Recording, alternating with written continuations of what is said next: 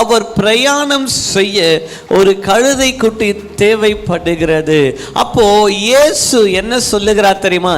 நீங்க எங்கேயாவது போய் ஏதாவது ஒரு கழுதை இருந்தா, இல்ல நான் வருவதற்கு ஏதாவது ஒரு மிருகம் இருந்தா கொண்டு வாங்கன்னு சொல்லல.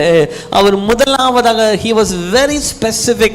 அவர் இப்படிப்பட்ட ஊரில், இப்படிப்பட்ட தெருவில், இப்படிப்பட்ட குணங்கள் உள்ள ஒரு கழுதை கட்டப்பட்ட நிலைமையில இருக்கிறது என்பதை என் தேவன் அறிந்திருந்தார். ஆமென் சொல்லு. ஒரு உத்தம இஸ்ரவேலன் என்ற நாத்தான்வேலை அறிந்தவர் சகேயு பாவி என்றும் அறிந்திருந்தார்.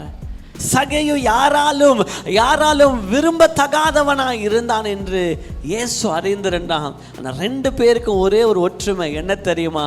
2 பேருக்கு உள்ள வாஞ்சை, என் இயேசுவை நான் எப்படியாவது பார்க்கணும். அப்போ கழுதை என்பது பலி செலுத்த தகுந்த ஒரு மிருகம் அல்ல. அப்ப அது எல்லாராலும் புறக்கணிக்கப்பட்டான். சொன்னதை போலதான் அவர் வேண்டும் என்றால் ஒரு குதிரையை, இல்ல அந்த நாட்களில் பிரயோஜனப்படுத்தின ஒரு ஒட்டகத்தையோ ஏதோ ஒரு என்ன பண்ற, ஒரு கனத்துக்குரிய ஒரு பாத்திரத்தை என்ன பண்ணிருக்கலாம், அவர் எடுத்திருக்கலாம்.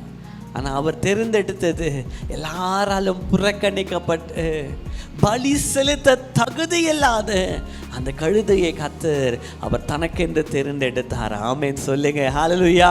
அவர் தனக்கென்று அதை தெரிந்தெடுத்து தனக்கென்று பயன்படுத்தினார். இந்த காலை வேளையில தேவ ஆலயத்துக்குள்ள வந்திருக்கிற உங்களுக்கும் எனக்கு முதலாவது கர்த்தர் சொல்லுகிற ஒரு காரியம் அதுதான், உங்களை அறிந்திருக்கிறார்.